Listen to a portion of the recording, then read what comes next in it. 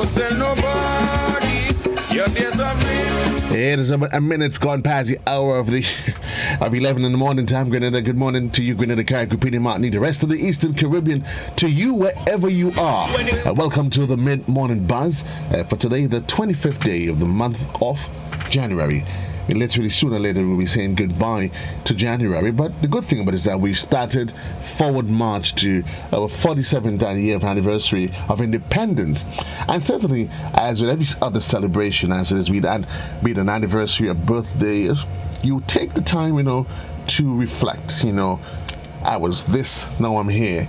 And so as we move forward, certainly what we will begin here is a series of conversations that we will be having with different individuals, the movers and shakers across the land. We'll be looking at different aspects of our country, different facets of our lives, music, food, and the culture, everything else as it is.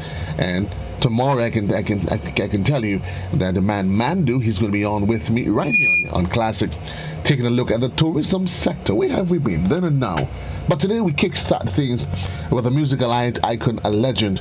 They say, of course, you need to give people their flowers while they're yet here with us. And certainly this morning I want to say good morning and welcome to the program live here on GBN's radio. That's channel 105.5, 105.9. Good morning to those that finished joining us on television, Facebook, and via our YouTube channel. Welcome to another episode of the Mid-Morning Buzz. Good morning to my dear friend, the man, the Black Wizard. Good morning, sir. How are you? Good morning to you and your listeners and viewers, wherever they may be. I'm fine so far. Wonderful. I think it probably would be remiss of me. We're still in January. I'm told you have up until the end of January just to wish each other Happy New Year, or maybe Happy 2021. Of course, I'd like to do that, yes. To all the viewers, listeners, all my fans and friends and family, I want to wish you a Happy New Year. And be safe. Indeed, we continue to be safe, and I hope you're doing the same during this COVID period. Yeah, I'm trying my best to do so, yes.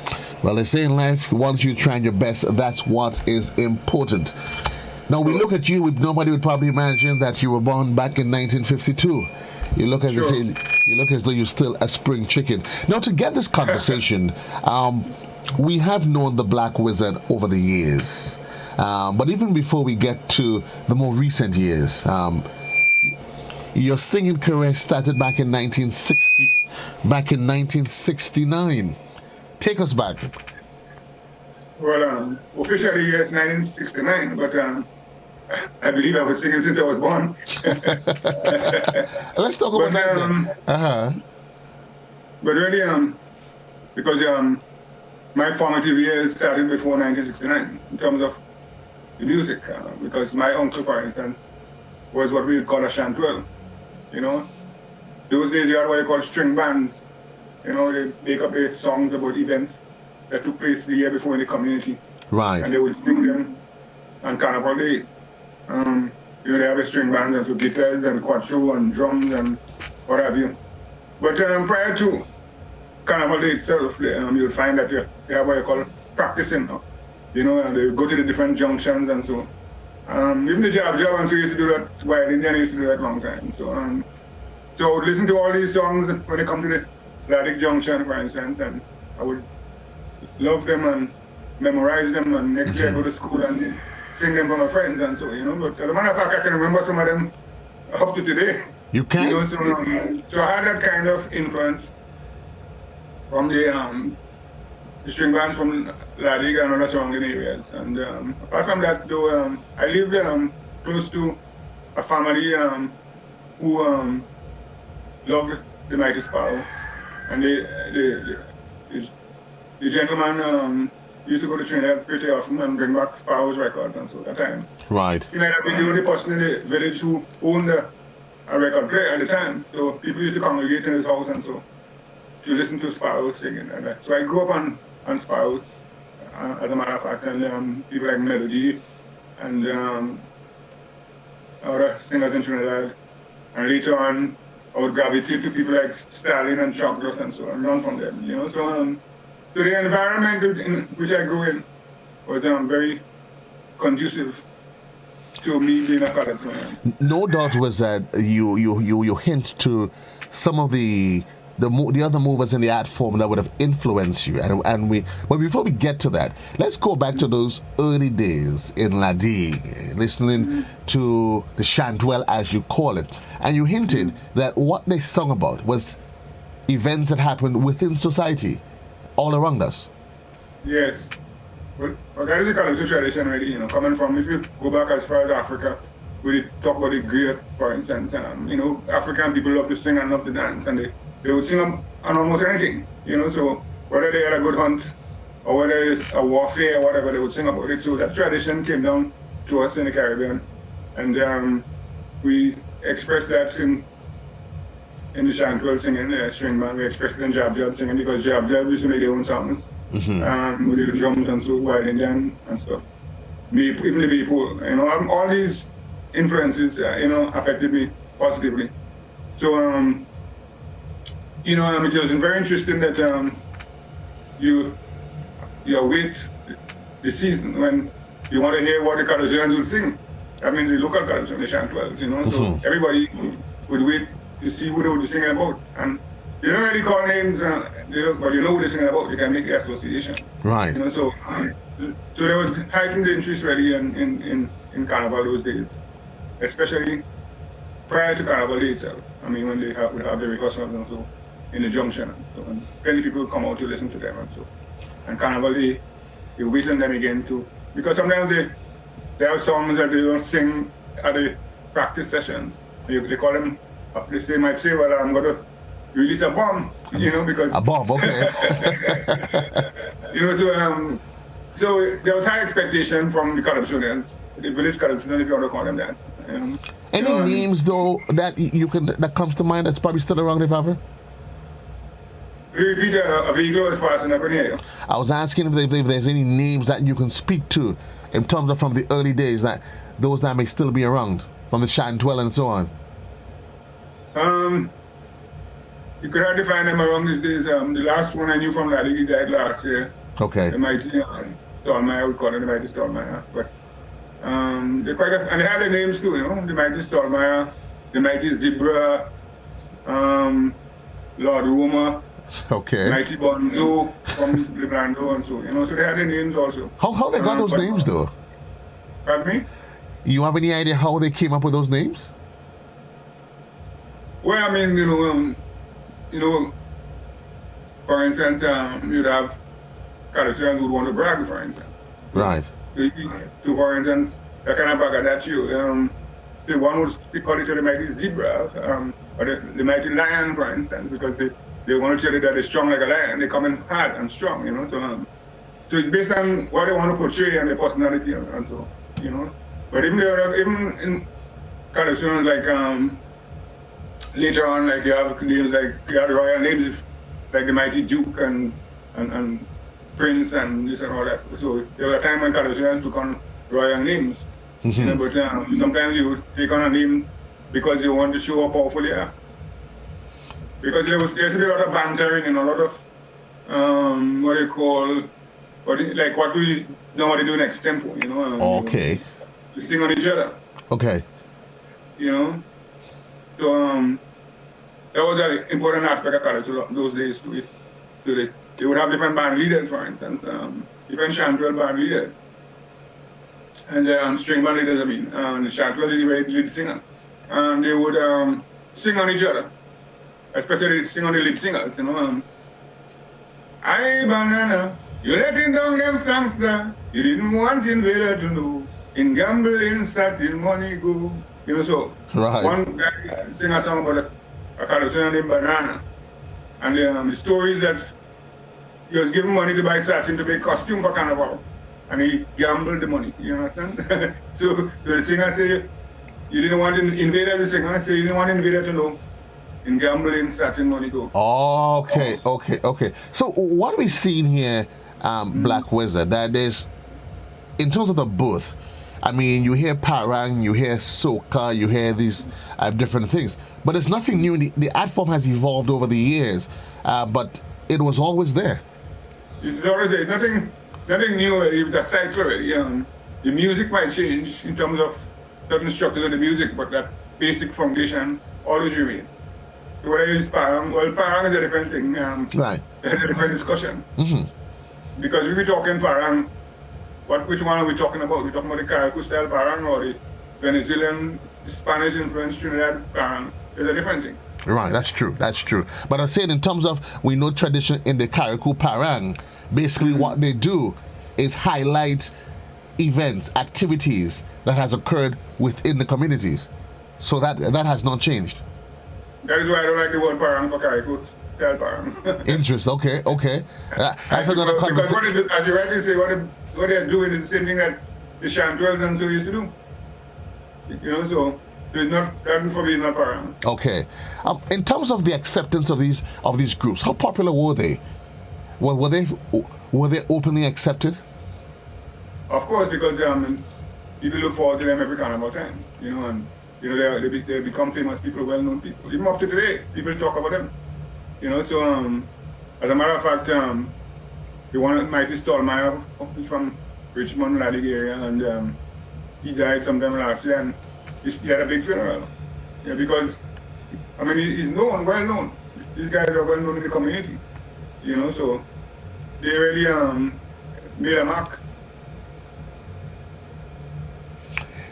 So your formative years as a Labe boy, doing your do around the Chantwell.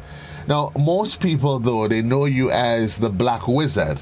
But the truth is, when you started gracing us with your presence on stage, you were known as El Estudiante. Let's talk about those years. Well, the truth is, I dated my singing career from 1969 simply because that is when I started to take it seriously. I was a member of the Shadows Youth Club in Ladig, and we used to meet at the society hall, you know, and one carnival season we said we're going to have a Calypso, you know, so then I started to write seriously then. I used to be making little rhymes and so before, but to say to write a serious song and, you know, to sing. That's the year you did Action and Progress? Right, sure, Action and Progress. And I did a couple songs that day, and the guys were surprised, you know. And there were some guys from St. George's, you know, those days guys from GBSS used to come up to Lime in Ladig because they would have friends in Ladig and so. Mm-hmm. And they were very impressed, and they decided that I should come to the tents in St. George's. You know, even after my first serious try.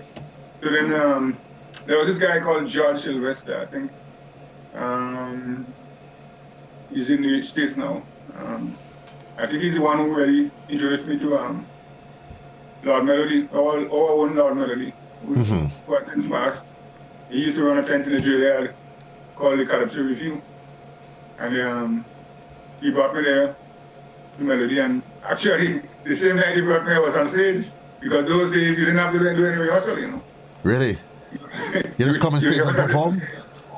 No, the band leader would come backstage just before you enter the stage, and you would sing the song for him. Those guys were real good, you know. You sing the song for him just before you go on the stage, and the band would play. You serious? I'm serious, yes. No rehearsal. Later on, they started to rehearse, but those days you don't rehearse. You just, you know, you don't rehearse. So those guys were genius, really. You know, I think we are using at that time. We were using the Wakax band. So it's in the department. Yeah. Quite interesting. And then there was a band Trade Winds Combo from. Right. So was it born in 52? You came through the period, the 60s, the 70s. Now let's talk about because the conversation all surrounds. You want to take it around independence. Let's talk about the art form, because we continue to talk about it, highlight the fact that what was being sung about, it's what was happening in society, was a reflection of society. Now, if you can go back to the period prior to 74, what were some of the issues, if you can recall, that were being highlighted through song? Even though but you would have attempted as well, because you're in 69, you would have done Action and Progress. Maybe you could shed some light on that particular rendition itself and some of the others that you would have penned. And obviously you sing about the politics, I mean on the national level, right? Yes. Not the community level now, the national level. Okay. You sing about politics. So a lot of guys just love to sing about Grenada. Yeah, I mean, just how beautiful Grenada is. Like, for instance, in 1969, the Calypso Monaco was the mighty dictator. Right? Overwhelmingly glad we all should be of our country.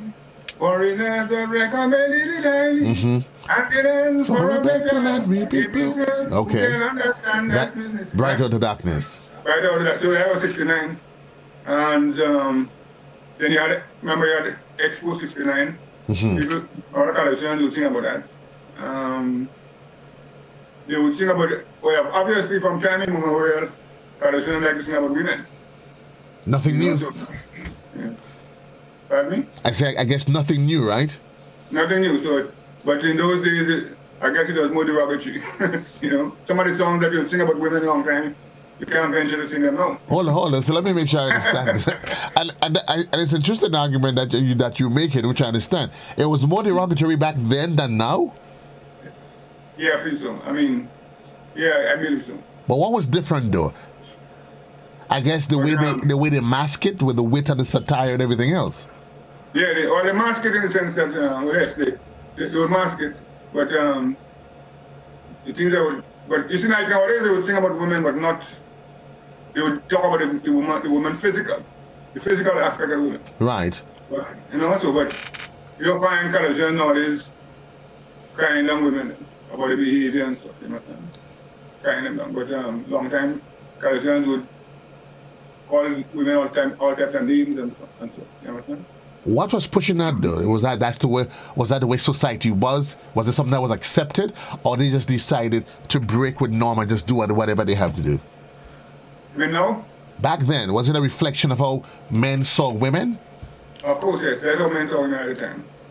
But nowadays, with all the women's rights and feminist movements and all that, that's changed. But you would find it, men. Nowadays, there was some women like somebody pasty and all kind of thing, but like that. But right. Which is different. You're singing about the woman character. Okay. So back then it was about the character, the personality. Now it takes on a more sexual connotation. Definitely. Okay.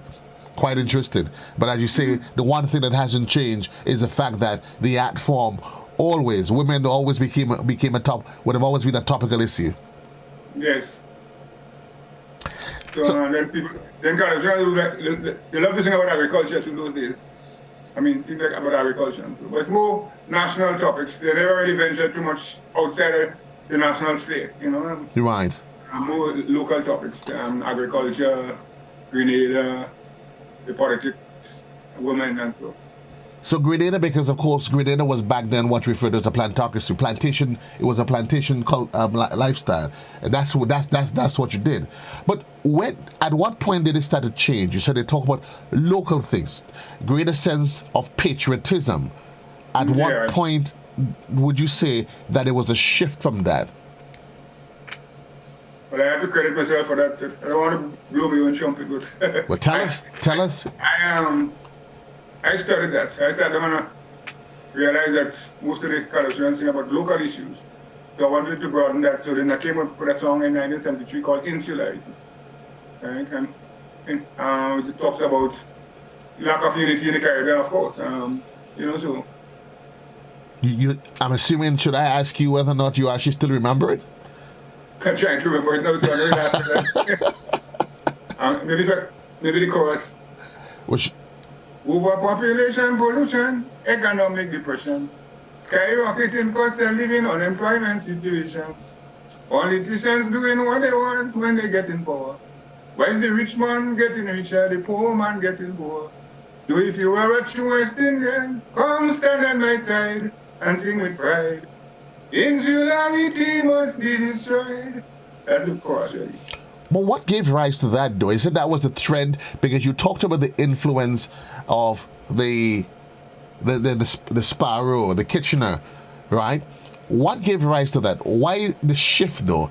At what point did something happen to you, or was it based on why? Why the shift? What brought it on? You see how I see Calypso? I see Calypso as literature, I don't, not just as performing art, but I see it as literature also. So even if I didn't perform, I would have still been a writer. Right? So I consider myself to be a writer. As a matter of fact, when I was in school, I wanted to be a journalist. Like, so that I see it kind of in a wider context. I see that sociology, I see that literature, whatever. So, but apart from that too, there was the competition aspect of it. Right. As a young schoolboy singing calypso, among senior Calypsonians, I didn't get a fair deal. Right? You didn't? So I had to find a way to beat them. Right? When you say you didn't get a fair deal, because it wasn't structured, or is it that you were a first timer? There's no way the bigger heads are going to let you get in and overshine them. Was it that? That's it. Yes, that's it. So I had to devise a way. So I do. All right. I looked at them and said, well, I was a little hot, Okay. I said, well, I'll give them my education. So that's why I delved into those kind of topics, and it paid off for me because that is what I'm known for right now, to be singing certain level of calypso. When you made that shift though, did people naturally gravitate towards you, or what was the initial reaction? Well, where you come from with that? Well, I can tell you something that there used to be this Caribbean calypso competition in Antigua, and every year, so the king from every island would go to Antigua to represent his island or country. And in 1973, the calypso monarch was mighty unlucky. But he had to go to England with his band from Portugal, Rhythm Riders. So he was unable to go to Antigua. Right. I was a semi-finalist in the calypso competition. I didn't even make the finals. But who did they choose to represent Grenada? It was me. Why? Because of the same song, Insularity, which had a regional context. Okay, right. You understand? But and what was that? What was that experience like, though? Oh, it was a beautiful experience because again, you started to rub shoulders with big calypsonians like King Shortshot. At age I was about 21 at the time. 22, 22. King Shortshot. The mighty Arrow, as a matter of people like Shortshot, Arrow, Swallow, and so. Right. Got to know them first time, and eventually, we again rubbed shoulders in Trinidad when we were singing from the same calypso set, So it was a great experience. First time, as a matter of fact, first time in my life I went to sat on a plane. An experience, I'm assuming an experience you would never forget. Yeah, at all, 24 minutes gone past the hour in the morning time. For those of you that's probably just joining us, my guest this morning, as we take a really, really introspective look to the culture, the art form, how it has evolved over the last 47 years, and even prior to that. But of course, it's all part of our celebration of our 47 years of independence as a people. And speaking here with the man, the legend, the musical icon, the Black Wizard, Elwyn McQuilkin. We take a quick commercial break, though. When we come back, we continue with the conversation right here on Classic.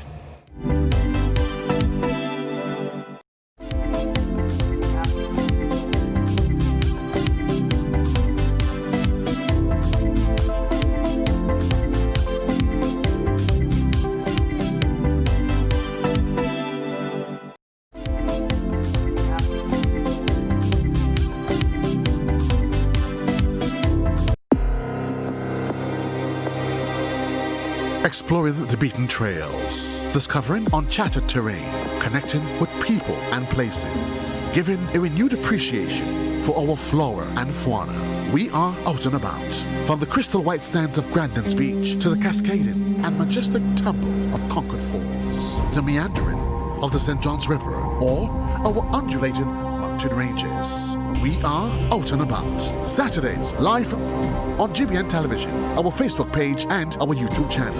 Out and about, rediscovering the untamed beauty of Spice Country.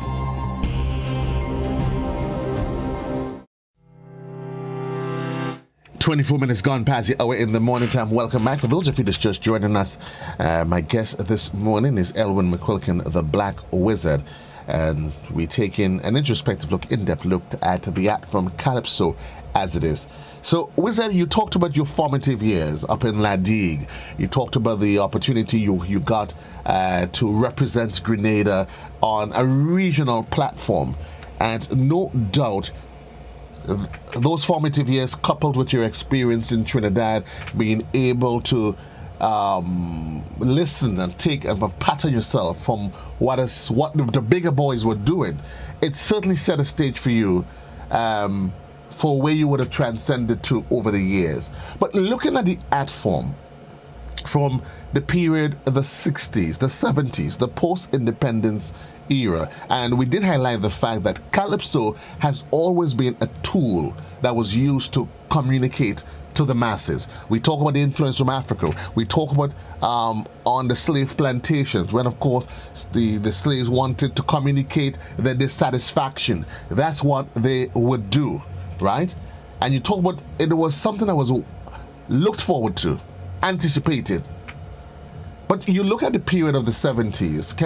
Let's talk about that. The Gary era. What was it like then in terms of Calypsonians being able to ply their trade? And you wanted to take on an element that was outside of the scope of what was known. Talk to us about that period. Well, the 70s, as you know, was a period of rebellion. You don't call it change and so. Calypsonians, despite the fact that you had Gary, and most governments, as a matter of fact, don't like Calypsonians because you were losing against them. But despite what was happening in Grenada, Calypsonians were not really afraid to sing about the situation, because of the different type of era where people looking for change and Black Power, for instance. So a lot of songs were about the Black Power movement and so on, being influenced by the civil rights movement in the United States. You had more conscious Calypsonians during that era. So they did sing about the police, for instance, in Grenada. I remember they sing our songs were against the police because the police were repressive under Gary. So for instance, I remember a guy from Bolivia singing a song about 10 police and confess. Okay. Who smoked, for instance, he was accusing the police of committing crimes in Grenada more than the civilians. And then he said, well, I think Mr. Barrow was the commissioner at the time, some Mr. Barrow. And he said, I beg you, please, Mr. Lee, send police and confess. Okay. He said, who's smoking with marijuana in Grenada? Police. Who doing this? Police. I didn't tell her the songs about police, so police are very topical at the time. But while it was topical, were there efforts by the regime to stamp out the militancy that was being adopted by Calypsonians? Well, not directly, not directly. I can't remember any direct, but generally, the government at the time did not want dissent anyways, the general sense, but right. I can't specifically remember any particular Calypsonian being oppressed or repressed or whatever. Looking at the art from where it came from, the birth of Calypso as a messenger from the Calypsonian being a messenger, a mouthpiece for the voiceless, and you watched it how it has evolved over the years, the pre-70s, post-70s. What major changes can you say that you've seen from then to now in terms of how the art form has evolved? Well, up to the 70s and 80s and so 90s up to all the time, Calypsonians still sing against the establishment. So whether it's a slave master or whoever, the establishment is the people in charge of the country. But I could say that in the 70s and 80s and so 90s, that there wasn't much direct. Let's go back to the invasion, the revolution, and I wasn't there for most of the revolutionary years. Okay. But I guess Calypsonians might not have attempted probably to sing against the the revolution. So most of the Calypsonians love sing in favor of the revolution. I guess So, in fear of being called a counter. that is one aspect of it, and some of them would have supported the revolution, obviously. So like me, I would sing in favor of the revolution. Right. And yeah, Taylor singing a song, yet we going forward. Yeah, but that was, I guess some people say that it doesn't, some people thought it was singing, you're saying yes, we're going forward. But he was really saying yes, we're going forward. So I think that one was against the revolution. So I'm not too familiar with most of them, as I said, because those days we didn't have much recording facilities. So I would not have heard them because I was away from the country for about 4 or 5 years. Right. But after the revolution, then you had the interim administration, and they started to vet calypsos. You understand? So, because I don't know what they feared at the time, but they had a committee who vetted calypsons. They vetted one of mine too. Really? But I think I sing a song about something to do with stone, the importation of stone in Grenada. And they imported stone in Grenada, that's why Dr. Mitchell got the name Stone. Dr. Stone, yes. Was that So there's a song, not Tell Stone, one called Teach Me Calypso. I really call the song Teach Me Calypso, but I'm singing about the importation of stone in Grenada. Right. He said, I returned from Trinbago. A young man asked me to teach him Calypso. He said, Wiz, if you teach me this art form, surely I will have the right reason, the right medium, to ask the government what's the reason they imported stone from St. Vincent when they have stones in Cherry Hill, stones in Happy Hill, stones in Busheju, stones in Granmore too, but a man don't make no bones. Reason have plenty stones. That was a stone song, so they vetted that one. So it doesn't play on the radio, for instance. But, when a song is banned, it becomes more popular. So, so I don't mind abandoning my songs, it can become more popular. Everybody get curious and want to know why they ban why? songs. I mean, there was a period when you heard about censorship and all of those sort of things. And so that's not anything new. There has always been this sort of antagonistic relationship between the Calypsonians and high authority. Right. But to the certain sense of Calypso during the interim administration. And then you had, when NDC came in power in 1990, they never interfered with Calypsonians. As a matter of fact, it was one of the most democratic period in Grenada. People say what they want and they sing what they want, nobody studies them. Is that a matter of fact, or is that opinion? Is that a general consensus? That's how I see it. Okay. Not because of my NDC, but that's how I see it. Okay, fair enough. Fair enough. Because I think I don't know on all the songs and nobody interfered with me. I think quite a few songs about during that period. But I can tell you that later on, Calypsonians were maybe victimized for instance, for singing certain songs, because then they would decide, well, if you sing a particular song against the government, you're against them. But doesn't mean that you're against the government, because Calypsonians are people who sing it as they see. They're supposed to do that. They don't have no friend. It's just like in Parang, they say there's no friend in Parang. So there's no friend already in Kaiso.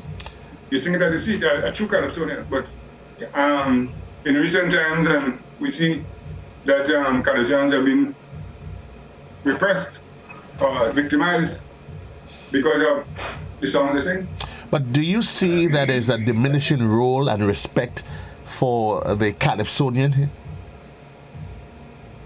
Well, they don't have that type of respect that Calypsonians deserve with the way you get it.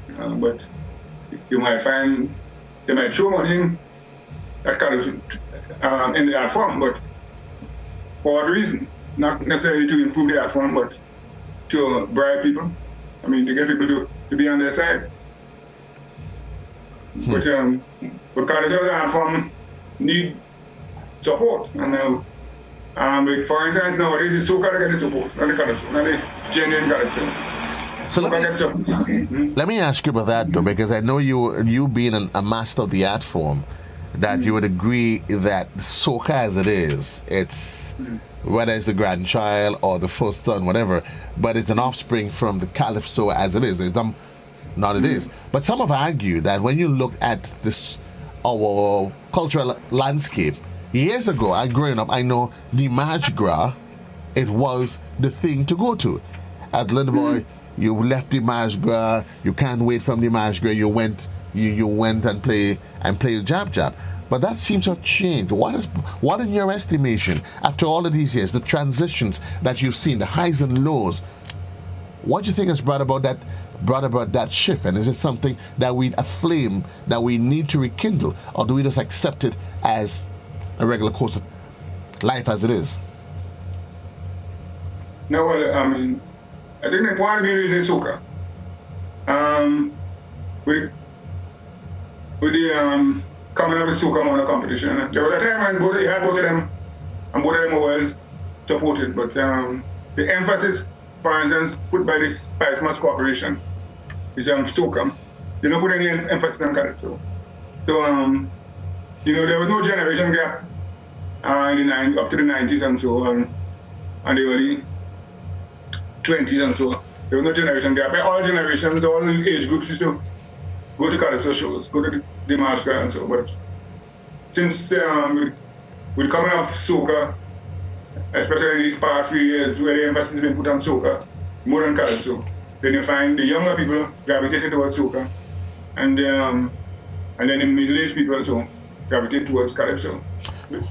I mean, obviously, young people would go for the flair, right? But the Mardi Gras has its own flair too.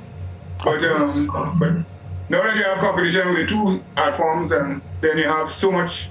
Another factor is the other fetes and shows and so that you have during the carnival period, because people cannot support financially all these shows and fetes and so. So they would choose.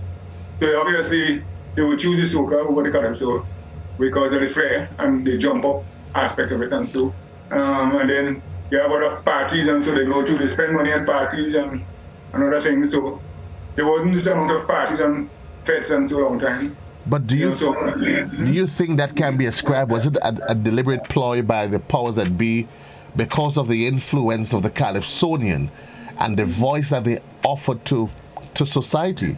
Do you think that was an orchestrated plan, whether deliberately or maybe taken advantage of to silence the Calypsonian?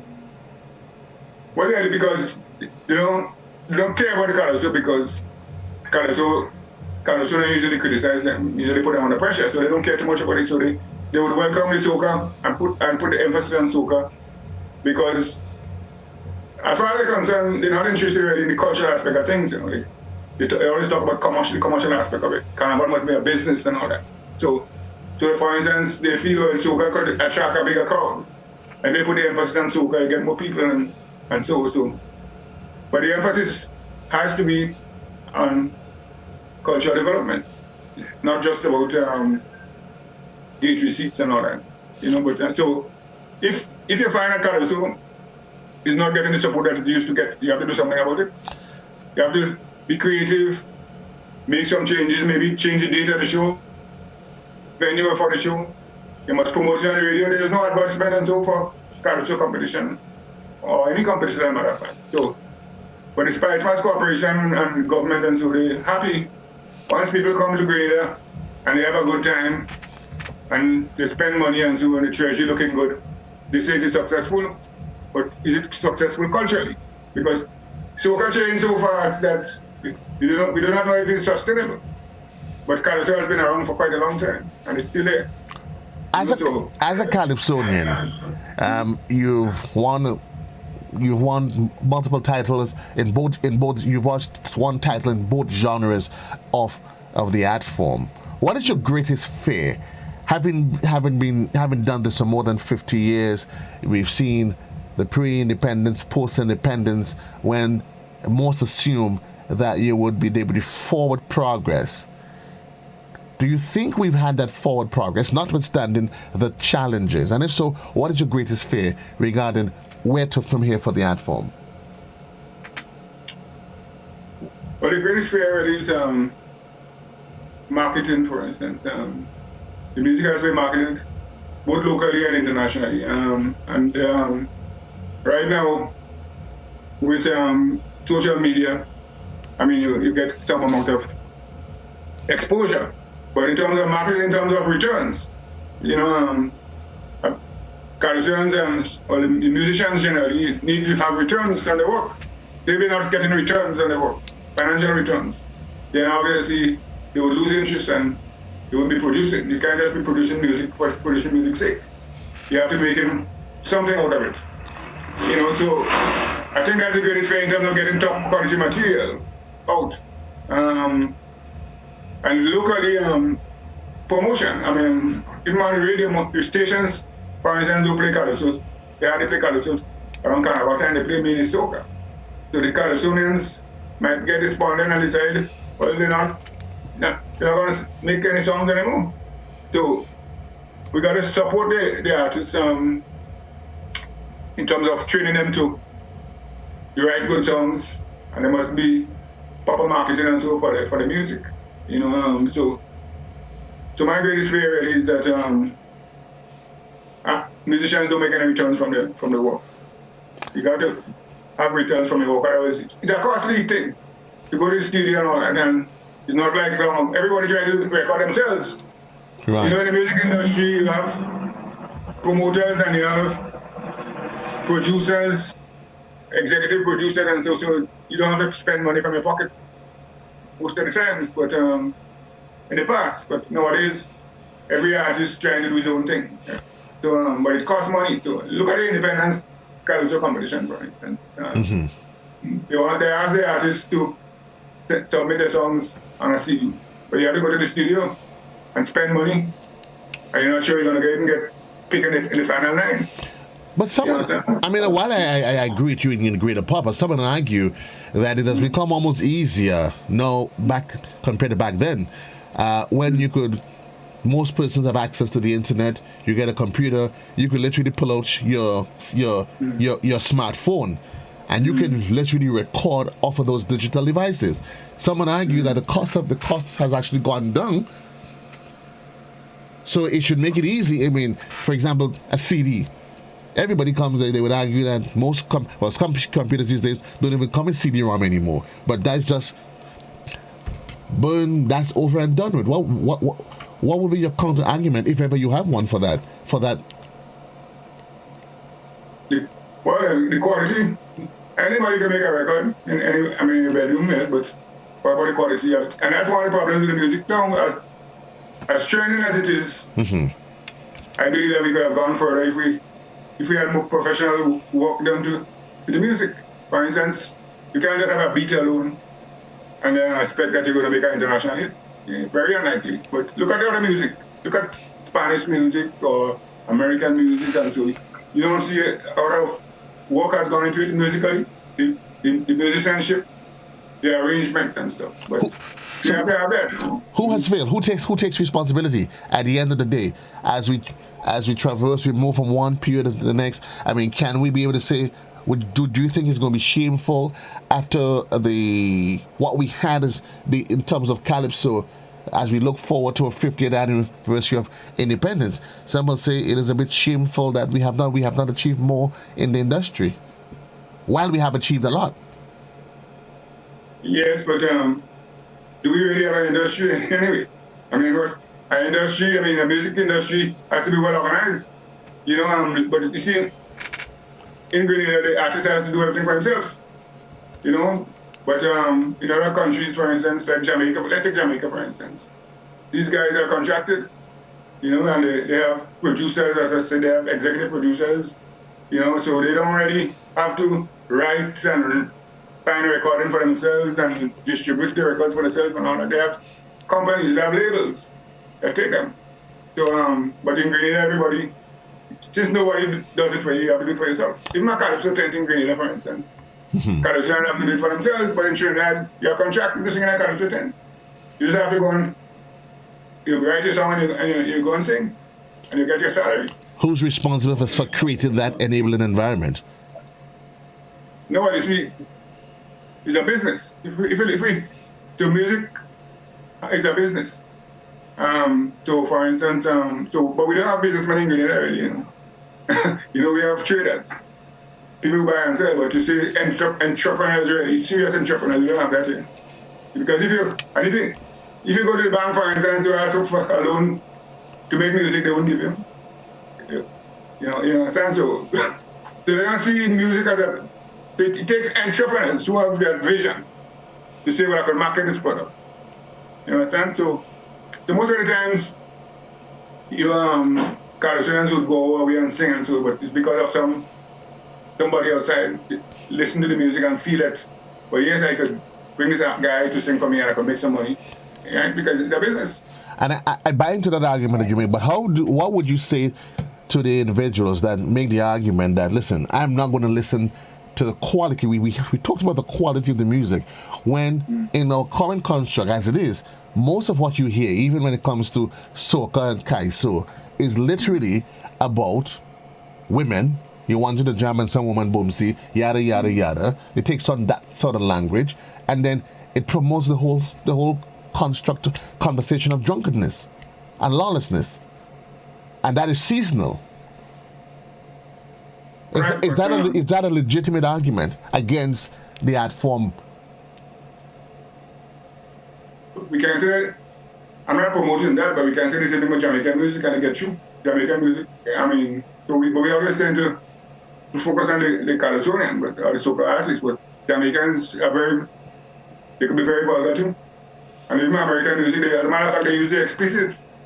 But some would argue, and I bang to that. But there are those that would say, because that is a culture. They're in Grenada because we consider ourselves to be a Christian society, and very often the level at which some of these artists they take the music.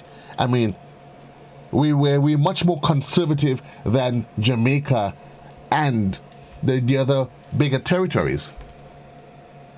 Yeah, but the market is not. You can't depend on the Grenadian market if you want to sell music, Okay. Because it's a small market, but Jamaica is the most evangelized country in the world, So when you say we are Christian society, they're more Christian than us. well, maybe that's why they probably need that. They need so much more churches because of the way that. That's a different argument in itself. We are going to leave that there. President, we're almost out of time. Where to from here for the Calypsonian? For the art form, you look at it, we talk about the markets, we talk about structure. What else? What does it take really as you compare the pre-independence era, post-independence, and everything that has transpired? What would it take? Coupled with everything that you've hinted already, what next? Well, that's a difficult question based on what I said before. First of all, we must have training. First of all, guys have to learn to sing properly. You have to learn to write properly.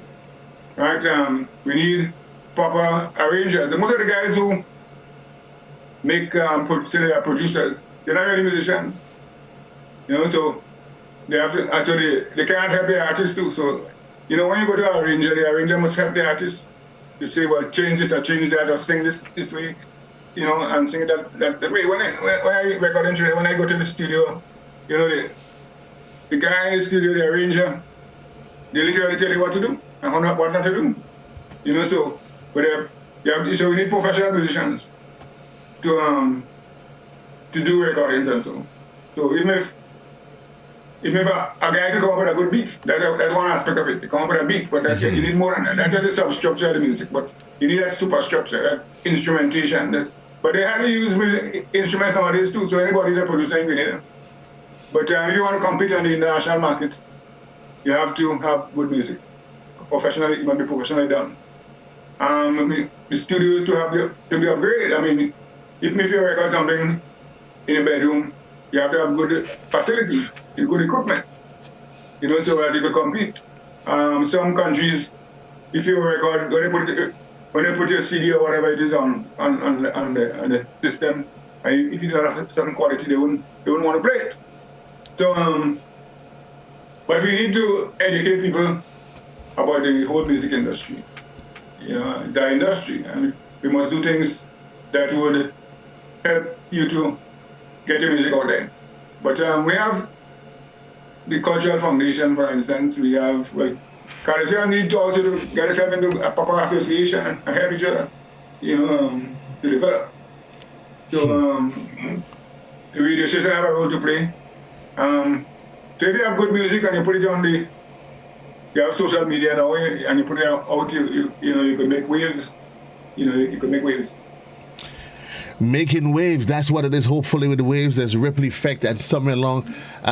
Grenada, thank you again, the Black Wizard. It was always a pleasure speaking with you, and of course our conversation coming on the heels of our 47th anniversary of independence, as we take an introspective look at our art form, calypso, soca, music as it is. The then and now, what have we achieved? That is the question. We've come a long way, and certainly, Black Wizard, you would agree, we've achieved so much, but there's so much more opportunity that's there for us to take advantage of. Of course, so we must make use of the opportunities that are there. So don't be fooled by what we achieved so far, but just let's look at what could be achieved. Let's look at what could be achieved. That's the final word from the man, the Black Wizard. Again, we say thank you, Black Wizard. I really, really, really appreciate it at accepting the invitation to be on the Mid-Morning Buzz. All the best to you. Stay safe. Stay COVID-free. Thank you very much for having me. Grenada, that's where we leave the conversation now as we continue our onward march towards our 47th anniversary of independence. Tomorrow, the man Mandu Seals, this is going to be in studio. We're not in studio. We'll be speaking with him. Today's music. Tomorrow, we take an introspective look at the tourism sector. Then and now, what has changed? Through the lens of a son of the soil. Until then, remind you at the top of the hour on radio is going to be the Midday Edition, a production of our News and Current Affairs Department. For those of you that's on television, they send you back to Studio Control where you continue with your programming. Again, live life and love life. Treat each day as though it's your last day on planet Earth. And if you sleep, you awake, what do I say to you every day? You start living your life all over again. 8 minutes on to the hour of 12. Until then, so long everybody. JC loves you.